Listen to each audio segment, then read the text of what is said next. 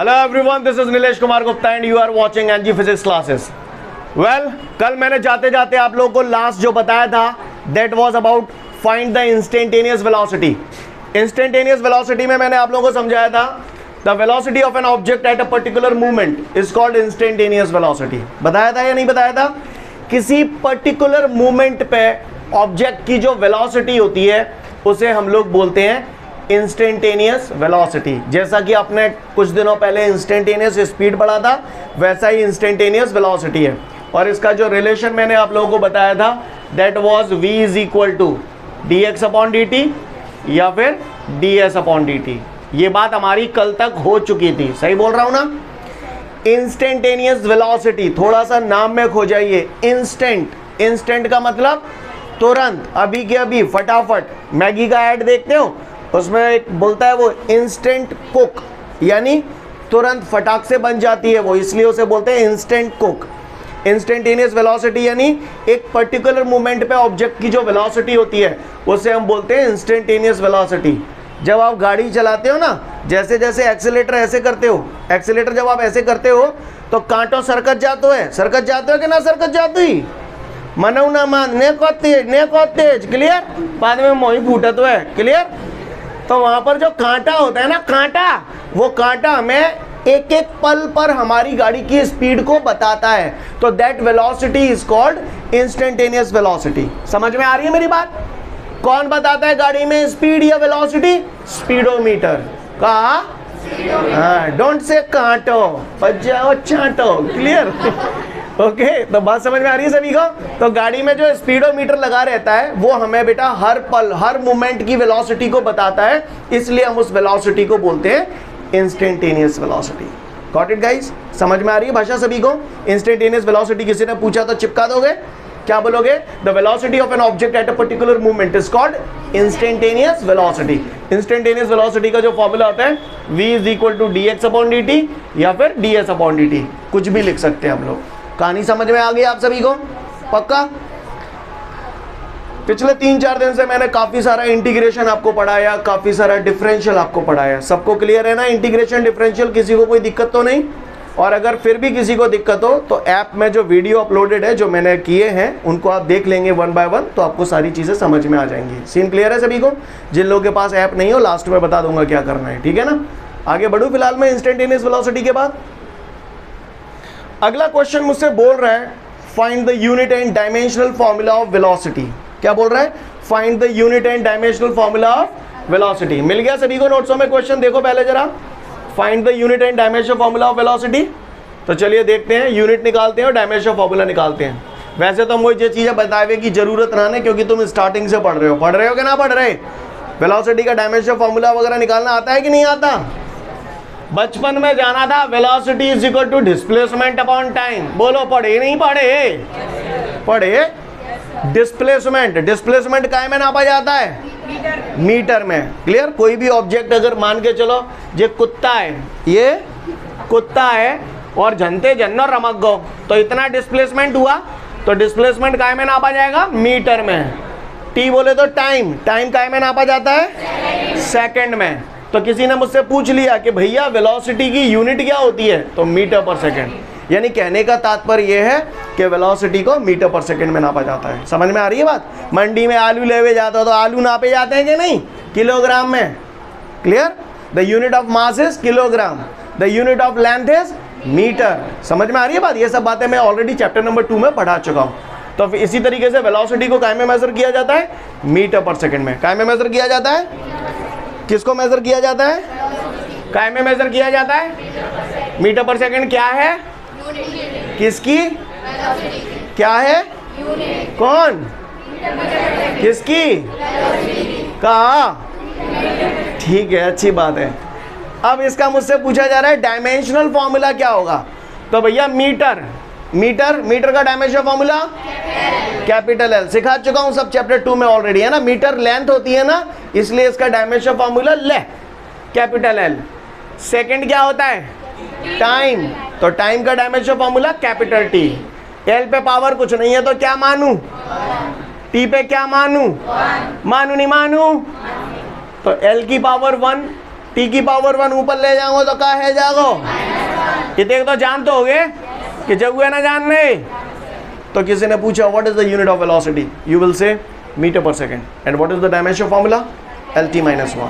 Hope you understand guys, clear. फटाफट पढ़ लो फिर आगे बढ़ूंगा। इसके बाद नेक्स्ट क्वेश्चन है हम लोगों के सामने, explain the difference between speed and velocity. कहा, हाँ, स्पीड और वेलोसिटी के बीच में डिफरेंस पूछा जा रहा है मुझसे। क्या पूछा जा रहा है? Difference between speed and velocity. तो चलिए देखते हैं स्पीड और वेलोसिटी में क्या डिफरेंस है। गौर से देखेंगे सभी लोग। यहां मैंने लिखा स्पीड और यहां मैंने लिखा वेलोसिटी। काफी सारी बातें मैं कल आप लोगों को एक्सप्लेन कर चुका था, तो गौर से देखेंगे हम सभी लोग। स्पीड के बारे में जब हम लोगों ने बात की थी तो मैंने बोला था S for speed, S for शाबाश, यानी speed is a scalar quantity, V for velocity, V for vector. वैसे कल मैंने रीजन भी बताया था आपको, सही बोल रहा हूँ ना? स्पीड और वेलोसिटी में क्या डिफरेंस है मैं बता चुका हूँ आपको, सही बोल रहा हूँ? ओके, तो एक बात तो ये क्लियर होगी हमारी कि भैया speed is a scalar quantity, velocity is the vector quantity. फिर मैंने स्पीड और वेलोसिटी में स्पीड की डेफिनेशन लिख दूंगा, वेलोसिटी में वेलोसिटी की डेफिनेशन लिख दूंगा। दोनों पढ़ा चुका हूँ, स्पीड भी पढ़ा चुका हूँ, वेलोसिटी भी पढ़ा चुका हूँ। स्पीड में मैंने बताया था the distance travelled by the object in 1 second, है ना? यही तो डेफिनेशन थी, डिफाइन, क्लियर। दोनों की डेफिनेशन लिख दूंगा मैं यहाँ पर। क्या लिखूंगा? The distance travelled by the object in 1 second is called speed, और यहाँ बोलूंगा the distance travelled by the object in a particular direction in 1 second is called velocity. कहानी समझ में आई? बोलो भैया, सीन क्लियर है सभी को? स्पीड में लिखेंगे the distance travelled by the object in 1 second is called speed. यहाँ लिखेंगे distance travelled by the object in 1 second in a particular direction is called velocity. Clear है?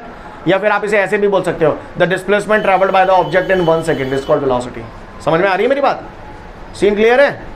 आगे बढ़ जाऊं? बढ़ रहा हूं, गौर से देखिएगा। मैंने पढ़ा था speed is equal to distance upon time, ऐसा मैंने पढ़ा था, आप लोगों ने भी पढ़ा था ना? अच्छी बात है, वेरी गुड। वेलोसिटी का रिलेशन आपने पढ़ा था डिस्प्लेसमेंट अपॉन टाइम। पढ़े नहीं पढ़े? पढ़े? आओ पढ़ाऊं तो मैं। टाइम क्या लिखा है ये? टाइम 0 हो सकता है, हो सकता है जहां से भी किसी चीज की शुरुआत होती है उस मोमेंट पे टाइम 0 हो सकता है, या फिर हमेशा पॉजिटिव होगा। टाइम कभी नेगेटिव हो सकता है क्या? Time can never be negative, time कभी भी नेगेटिव नहीं हो सकता। सीन क्लियर है? अब बात आती है डिस्टेंस। एक जमाना था जब मैंने आपको डिस्टेंस और डिस्प्लेसमेंट के बीच में डिफरेंस बताया था, याद है आपको?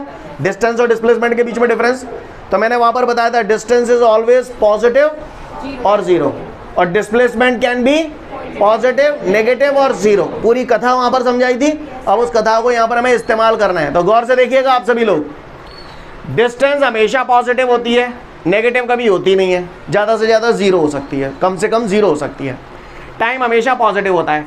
अब आप बताइए, ऊपर भी पॉजिटिव नंबर है, नीचे भी पॉजिटिव नंबर है, तो इसका मतलब स्पीड जो होगी वो हमेशा कैसी होगी? पॉजिटिव। ज़्यादा है तो 0 हो सकती है बस। बोलो भैया, स्पीड हमेशा या तो पॉजिटिव होगी या 0 होगी, नेगेटिव हो सकती है क्या? कभी नहीं हो सकती। क्यों नहीं हो सकती? समझ में आ रहा है? क्योंकि स्पीड का फॉर्मूला होता है डिस्टेंस अपॉन टाइम। डिस्टेंस हमेशा पॉजिटिव होता है, टाइम हमेशा पॉजिटिव होता है। तो पॉजिटिव नंबर में पॉजिटिव नंबर का डिवाइड करोगे तो आंसर तो पॉजिटिव ही आवेगा। आवेगा नहीं आवेगा? कहा को पॉजिटिव भाई, स्पीड पॉजिटिव। क्लियर है? अब आते हैं वेलोसिटी पे। आप बताओ, टाइम तो कम वक्त हमेशा पॉजिटिव होता ही है। अब अगर डिस्प्लेसमेंट नेगेटिव हो गया तो बताओ वेलोसिटी कैसी आएगी? नेगेटिव, क्योंकि नेगेटिव नंबर में पॉजिटिव नंबर का डिवाइड करोगे तो आंसर नेगेटिव आएगा ना बेटा। अगर ये डिस्प्लेसमेंट पॉजिटिव होगा तो वेलोसिटी कैसी आएगी? और अगर डिस्प्लेसमेंट 0 होगा तो वेलोसिटी कितनी आएगी? यानी कहने का तात्पर्य है कि स्पीड कैन बी पॉजिटिव और 0, but velocity can be positive, negative और 0। Hope you understand. क्लियर है? तो अगर किसी ने मुझसे पूछ लिया कि फलाने स्पीड और वेलोसिटी में डिफरेंस बताओ, तो फलाने बता पाएंगे? तो कर ले, 1 से 2 मिनट का समय दो तुम्हें, बाकी बात पूछेंगे हैं। लिसन एवरीवन, एक पॉइंट और है, उसको समझ लो आप। स्पीड को हम जिस लेटर से डिनोट करते हैं वो है v। स्पीड स्केलर क्वांटिटी है ना, तो नॉर्मल लेटर से डिनोट करते हैं, राइट। ये आगे आएगा तो मैं बताऊंगा आपको। वेलोसिटी, वेलोसिटी वेक्टर क्वांटिटी है, तो वेलोसिटी को वैसे तो सिंपल v है, लेकिन इसके ऊपर हम लोग एरो लगा देते हैं। एरो लगा देते हैं, इसका मतलब ये है कि जाके नीचे जो लिखो है वो अपने आप में एक वेक्टर क्वांटिटी है। क्लियर। किसी भी अल्फाबेट के ऊपर अगर एरो का निशान लगा हुआ है तो इट मीन्स कि एरो के नीचे जो कछु भी धरो है वो एक वेक्टर क्वांटिटी है। समझ में आ रही है बात? क्लियर। झांकियां देखवे जाए तो झांकियां में दुनिया भर के लोग सजते हैं। कृष्ण भगवान कैसे समझ जाते हो कि इनकी चांद पे मोर मुकुट लगा रहता है। सही बोल रहा हूँ ना? ताकि चांद पे मोर मुकुट लगा हुआ है, उसी को आप मोर पंख लगा हुआ है, उसी को आप बोलते हो कि भैया कृष्ण भगवान है। ताकि चांद में नहीं, नार में जिसकी गर्दन में सांप पड़ा हो उसको क्या बोलते हो? बोले बाबा। क्लियर है? सही बोल रहा हूँ ना? तो ये पहचान है, ये इंडिकेटर है। इसी प्रकार जिस अल्फाबेट के ऊपर एरो लगा हुआ होता है उसे हम लोग वेक्टर क्वांटिटी बोलते हैं। यानी कहने का तात्पर्य है, speed is denoted by the letter v, velocity is denoted by the letter v vector बोला जाता है। इसे क्या बोला जाता है? v vector. सीन क्लियर है? तो मैं उम्मीद करता हूं सबको समझ में आ गया होगा। आगे बढ़ते हैं। इसके बाद नेक्स्ट क्वेश्चन हम लोग के सामने जो है that is define position time graph, velocity time graph, acceleration time graph. तो सब लोग बेटा ध्यान से देखिएगा ऑन द बोर्ड, ठीक है। Position time graph, velocity time graph और एक्सेलरेशन टाइम ग्राफ, ये जो अब सिलसिला शुरू होने जा रहा है, यहाँ से ग्राफ का सिलसिला शुरू होने जा रहा है। समझ में आ रही है बात? और ये तकरीबन 2-3 दिन तक आपको सफ़र करेगा। क्लियर। तो ग्राफ के बारे में बहुत अच्छे से हम लोग जानेंगे और बहुत बारीकियों से हम लोग सुनेंगे, ठीक है। चलिए, सबसे पहले पट्टे ने चुन के पूछूंगा डेफिनेशन, किसी से भी पूछ सकता हूँ, इसलिए अलर्ट मोड में बैठना, ठीक है। बाकी आपकी इच्छा है, चाहे 300 दिखे 300 करें। पट्टन ने मोती जो कहिए कि मैं पोजीशन टाइम ग्राफ बनाऊं। क्या बनाऊं? Position time graph. पोजीशन को हम लोग डिस्टेंस भी बोल देते हैं। क्या बोल देते हैं? डिस्टेंस टाइम ग्राफ या पोजीशन टाइम ग्राफ, कुछ भी बोल दो, एक ही बात है। क्लियर है? चलिए, जो चीज लिसन, ये तो हम लोग जानते हैं, हम लोगों ने 10th में पहली एक्सरसाइज में ही पढ़ा था। एक्स एक्सिस, वाई एक्सिस, समझते हो ना सब लोग? जानते हो ना? जानते ही बताइए जरा, देखो कौन सा बतावेगा मोपेती, इसको क्या बोलते हैं? सिर्री बता देगा। ये वाई एक्सिस नहीं है, तो वही तो कह रहा हूं, नहीं है, एक्स एक्सिस है ना। और ये एक्स डैश, वाई, ये वाले नंबर पॉजिटिव होते हैं, ये वाले पॉजिटिव नहीं होते हैं, ये वाले नेगेटिव नहीं होते हैं, और ये दऊ कर रहे पट। क्लियर है सब कुछ? सब जानते हो ना ये सब बातें? इसमें कोई कंफ्यूजन तो नहीं है किसी को? एक्स में ये सारे पॉजिटिव, ये नेगेटिव, ये पॉजिटिव, ये नेगेटिव। सीन क्लियर है सभी को? ये बात हम सब लोग अच्छे से जानते हैं। अब मैं बात कर रहा हूँ यहाँ पर डिस्प्लेसमेंट टाइम ग्राफ। आप सब लोगों को इस बात का बोध बहुत अच्छे से है, ज्ञान बहुत अच्छे से है कि भैया ये एक्स एक्सिस हो गया सिंपल, ये वाई एक्सिस हो गया। सीन क्लियर है? दिमाग में छाप लेना। आज के बाद एक बता रहा हूँ, अगले आपसे पूछूंगा इसलिए बोल रहा हूँ। जो चीज़ पहले आती है उसे हम हमेशा वाई एक्सिस पे लेते हैं। यानी पोजीशन आ रही है यहाँ पर, तो पोजीशन को मैं वाई एक्सिस पे लूँगा। बाद में टाइम आ रहा है तो टाइम को मैं एक्स एक्सिस पे लूँगा। किसी ने पूछा कि भैया ये पोजीशन टाइम ग्राफ क्या होता है, तो हम उसे बोलेंगे कि लाला, if position is taken on the Y axis and time is taken on the x-axis, then this graph is called position time graph. Clear? Yeah, you can say if we draw a graph by taking position on y-axis and time on x-axis, then this graph is called position time graph. आगे देखिए, अगर किसी ने मुझसे पूछा velocity time graph बनाओ, क्या बनाओ? Velocity time graph. तो वेलोसिटी टाइम ग्राफ की अगर मैं बात करूं तो ध्यान से देखिए, आप ही बता दो, मैं कहाँ बताऊंगा वहां में, कौन सा कहाँ पहला हूँ? वेलोसिटी वाई एक्सिस पे क्या बोलेंगे? If the velocity is taken on the and time is taken on the, then this graph is called, एक बार फिर से बोलो, if the velocity is taken on the Y axis and time is taken on the, तो this graph is called. हाँ, अगर किसी ने मुझसे पूछा कि भैया एक्सेलरेशन टाइम ग्राफ क्या होता है, एक्सेलरेशन टाइम ग्राफ, क्लियर? तो बताओ भैया क्या बोलूं, acceleration is taken on the and time is taken on the, then this graph is called, समझ में आ रही है बात सभी को? If the acceleration is taken on the y axis and time is taken on the x axis, then this graph is called acceleration time graph. If the velocity is taken on the y axis and time is taken on the x axis, then this graph is called velocity time graph. If the position is taken on the y axis and time is taken on the x axis, then this graph is called position time graph. ऐसा नहीं लग रहा सारे definition मिलते जुलते हैं? एक याद हो गया तो सारे याद हो जाएंगे? हो जाएंगे नहीं हो जाएंगे? हो जाएंगे, क्लियर है? तो किसी ने पूछ लिया पोजीशन टाइम ग्राफ बताओ, वेलोसिटी टाइम ग्राफ बताओ या एक्सेलरेशन टाइम ग्राफ बताओ, तो अपन लोग बता तो देंगे ना कि नहीं बता पाएंगे? बोलो भैया। तो जल्दी से फटाफट डेफिनेशन पढ़ लो, फिर आगे की बात करूंगा। तो ये ग्राफ हमको सारे क्लियर हो गए। पोजीशन टाइम ग्राफ क्या होता है, वेलोसिटी टाइम ग्राफ क्या होता है, एक्सेलरेशन टाइम ग्राफ क्या होता है, कौन सी चीज कौन से एक्सेस पे आती है, तंत्र पढ़ रहा है कि ना पढ़ रहा हो? पढ़ रहा है? अब सुने, खूब ना पढ़ रहा हो ऐसे हुए, हाँ नहीं पढ़ रहा हो ऐसा करते हैं, ऐसे इनको क्या करूं मैं, जीव ना पढ़ रहे हो तो घर ही बैठा हो। आगे सुने, दो फॉर्मूलाज हैं और ये फॉर्मूलाज हमारे लिए बहुत इंपॉर्टेंट रोल प्ले करते हैं। इसका क्या रोल है वो आपको 10 मिनट बाद समझ में आएगा। फिलहाल ये फॉर्मूला आपको कंठस्थ याद होनी चाहिए। पहला फॉर्मूला आपके नोट्सों में जो लिखा है that is slope of the graph, clear? Slope of the graph का फॉर्मूला होता है y axis upon x axis, या फिर इसका दूसरा फॉर्मूला होता है tan theta, clear? These are the two formula for the slope of the graph. Slope of the graph का फॉर्मूला होता है y axis upon x axis या फिर tan थीटा। दूसरा होता है एरिया ऑफ द ग्राफ, क्या? Area of the graph. Area of the graph का फॉर्मूला होता है x axis into y axis. दोनों फॉर्मूले लिखे हैं, फटाफट अच्छे से पढ़ लो, टकाटक याद होने चाहिए, क्योंकि अब ये दोनों कड़ियां जुड़ेंगी इसलिए बोल रहा हूं, clear? Slope of the graph का फॉर्मूला और एरिया ऑफ द ग्राफ पढ़ लो फटाफट।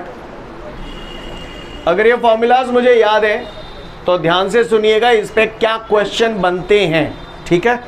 क्या क्वेश्चन बनते हैं? क्या फॉर्मूला है वैसे स्लोप ऑफ द ग्राफ का? या फिर tan थीटा, है ना? एरिया ऑफ द ग्राफ भूल मत जाइए हैं। अब सुने, ओटी आ गया एग्जाम में कि भैया वेलोसिटी टाइम ग्राफ का स्लोप क्या रिप्रेजेंट करता है? शॉर्ट में लिख दिया मैंने क्वेश्चन, वेलोसिटी टाइम ग्राफ का स्लोप क्या रिप्रेजेंट करता है? तो भैया मोए ना मालूम कछुआ, पर मोए इतने मालूम है वेलोसिटी टाइम ग्राफ लिख दिया पट्ठन ने, तो जाका मतलब कौन सी चीज कहाँ पे बताऊ? ये बात पता पाल ली तुमने? बोलो भैया। अब मोते जो कह रहे हो वेलोसिटी टाइम ग्राफ का स्लोप, यानी इस ग्राफ का स्लोप क्या रिप्रेजेंट करेगा?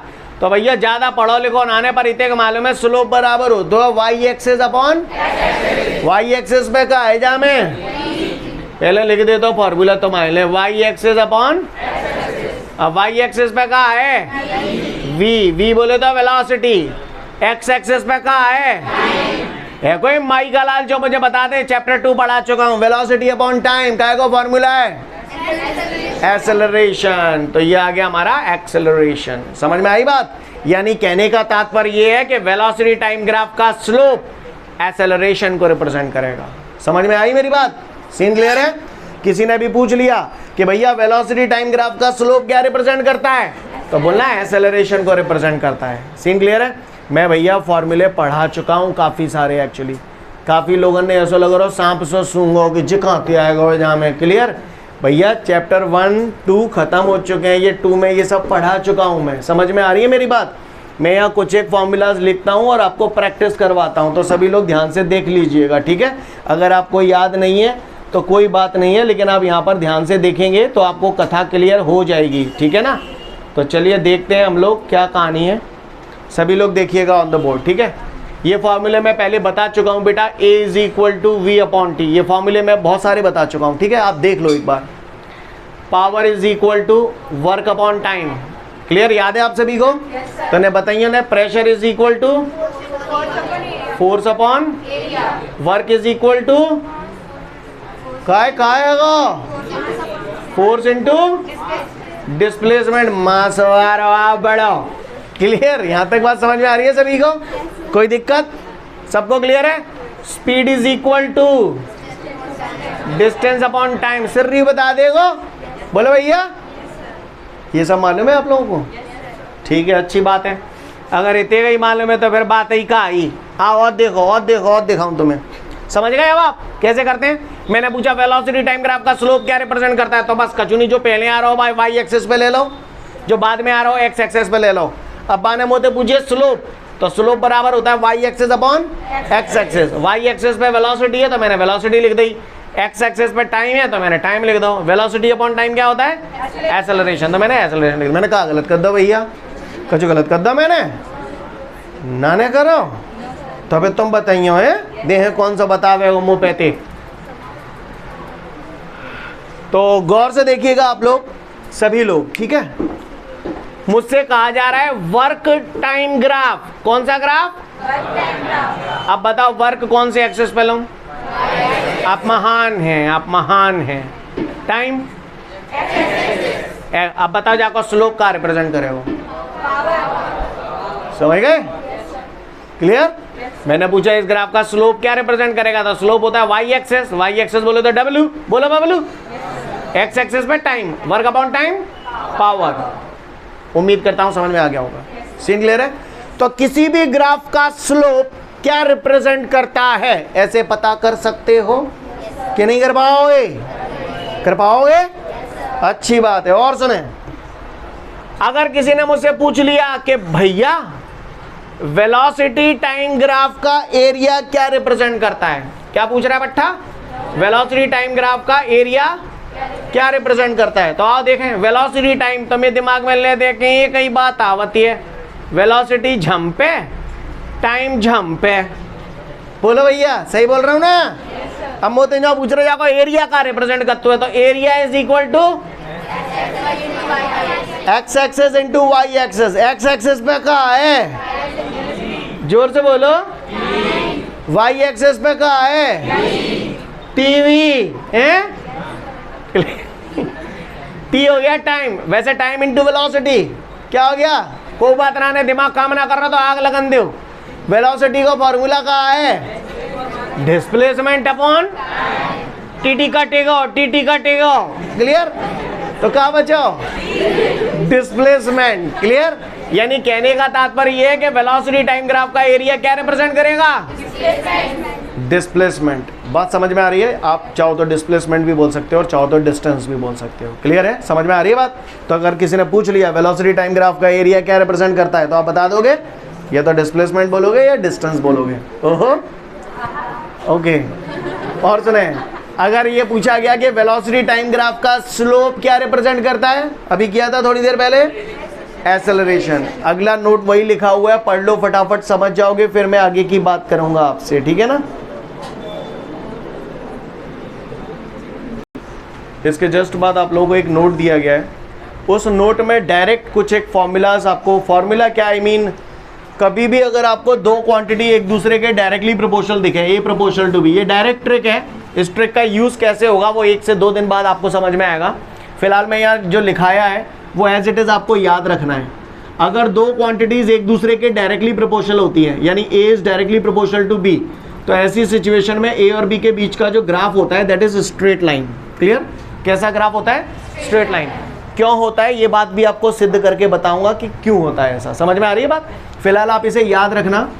अगर a is equal to constant है, अगर a is equal to constant है तो a और b के बीच का जो ग्राफ होता है that is like this. a is equal to, जो भी बात कर रहा है यहाँ पर, करपट्टी टूटेगी सीधी। a is equal to constant, तो यहाँ पर a और b के बीच का जो ग्राफ होगा, तो देखें ध्यान से, a बराबर कांस्टेंट है तो a वाला जो एक्सेस है ना उसके परपेंडिकुलर लाइन आ जाएगी। अब आप ये बताओ a वाले एक्सेस के परपेंडिकुलर लाइन कैसे होगी?